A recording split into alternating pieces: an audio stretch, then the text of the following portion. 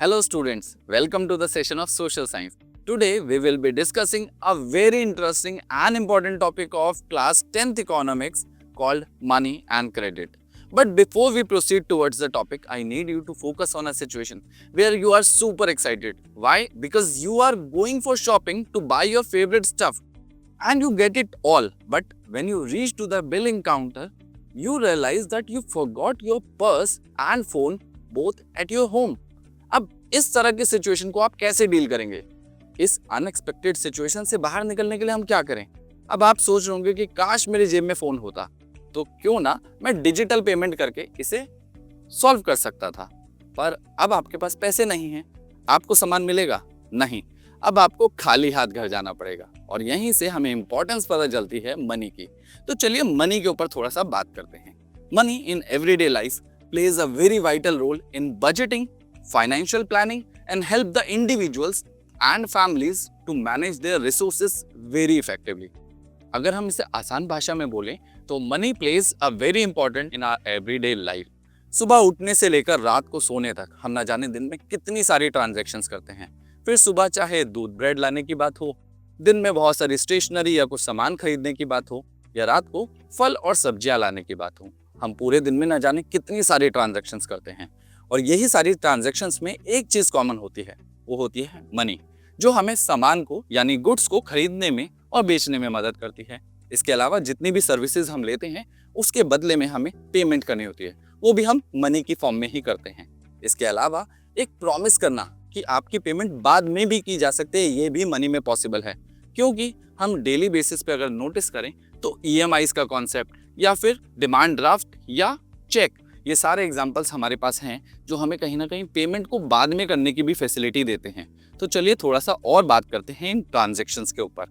तो सबसे पहले जितनी भी ट्रांजैक्शंस होती हैं वो हमें गुड्स परचेज करने हों या सेल करने हों, इन सब में बहुत ज़्यादा हेल्प करती हैं, क्योंकि मनी की वजह से ये सारी एक्सचेंज एक्टिविटीज़ बहुत ही आसानी से हो जाती हैं। इसके बाद सर्विसेज जैसे सैलून्स या पार्लर्स में जाना या रेस्टोरेंट्स में जाना, इन सब की भी पेमेंट आसानी से मनी की फॉर्म में की जा सकती है। इसके बाद कई बार हम पेमेंट्स को बाद में करना चाहते हैं, डेफर्ड करते हैं। जैसे मैंने आपको अभी एक एग्जांपल से समझाया कि ईएमआई या फिर डिमांड ड्राफ्ट, ये सारे एग्जांपल्स हैं जिसमें आप पेमेंट को बाद में भी सेटल कर सकते हैं। अब सवाल ये आता है कि मनी ही क्यों? तो आंसर है money is a versatile medium that can be easily exchange for any goods and services. Economics के टर्म्स में बात करें तो मनी हाईएस्ट लिक्विडिटी ऑफर करता है, जिसकी वजह से कोई भी ट्रांजैक्शन बहुत इजीली हो सकती है, या हम यूं कहें कि किसी भी गुड्स एंड सर्विसेज का एक्सचेंज बहुत आसानी से पॉसिबल है। और इसीलिए सेकंड पॉइंट कहता है it simplifies the transaction. Why? Because everyone prefer to receive money first. सबसे पहले वो मनी लेते हैं एंड देन उस मनी से अपनी नीड्स को फुलफिल किया जा सकता है। इसे समझते हैं एक अच्छे से एग्जाम्पल के साथ। एग्जाम्पल है शू मैन्युफैक्चरर का। अब शू मैन्युफैक्चरर क्या चाहता है? शू मैन्युफैक्चरर अपने शूज के बदले पैसे चाहता है और उन पैसों से वो वीट परचेस करना चाहता है। अब इसके लिए वो करेगा क्या? वो कुछ नहीं करेगा, वो मार्केट में जाएगा, अपने शूज को मनी के लिए एक्सचेंज करेगा और वो मनी से वो वीट को परचेस करेगा। तो बहुत सिंपल लग रहा है, पर अगर इसी लेंदी प्रोसेस में से अगर हम मनी को रिमूव कर दें तो क्या होगा? तो देखते हैं। ये प्रोसेस बहुत ज़्यादा डिफिकल्ट हो जाएगा। क्यों? क्योंकि अब शू मैन्युफैक्चरर को सिर्फ शूज नहीं बेचने, बल्कि उसे एक ऐसा वीट फार्मर ढूंढना है जो शूज चाहता है और उसके बदले वो अपने वीट एक्सचेंज करना चाहता है। अब ये सिचुएशन बहुत ज़्यादा कॉम्प्लेक्स हो जाती है। क्यों? क्योंकि अगर दोनों ही पार्टी अग्री करती हैं तभी इन दोनों की कमोडिटीज़ को एक्सचेंज किया जा सकता है। अगर इनमें से कोई भी अपनी वांट को किसी वजह से हटा लेता है तो बहुत ज़्यादा प्रॉब्लम होने वाली है।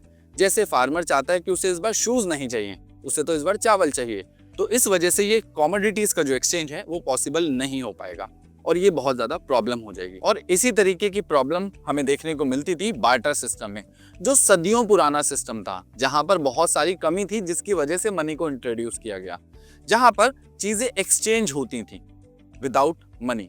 यहाँ पर दाल चावल के लिए एक्सचेंज हो रहा है, चावल गेहूं के लिए एक्सचेंज हो रहा है, पर बहुत सारी प्रॉब्लम्स देखने को मिलती थी, जिसमें सबसे बड़ी प्रॉब्लम थी डबल कोइंसिडेंस ऑफ वांट, जहां पर both the parties must want exactly what the other offers.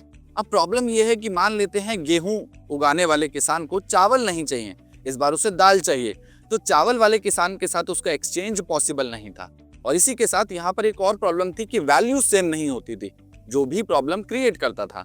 और इसी वजह से हमें यहाँ प्रॉब्लम देखने को मिली कि शू मैन्युफैक्चरर को एक ऐसा किसान ढूंढना था जो वीट उगाता हो और उसको बदले में शूज चाहिए हो। तो ये बहुत बड़ी प्रॉब्लम थी और इसी प्रॉब्लम को सॉल्व किया मनी ने। तो मनी बहुत सारे फंक्शंस में नजर आती है, पर यहाँ पर सबसे इंपॉर्टेंट रोल प्ले करती है as a medium of exchange.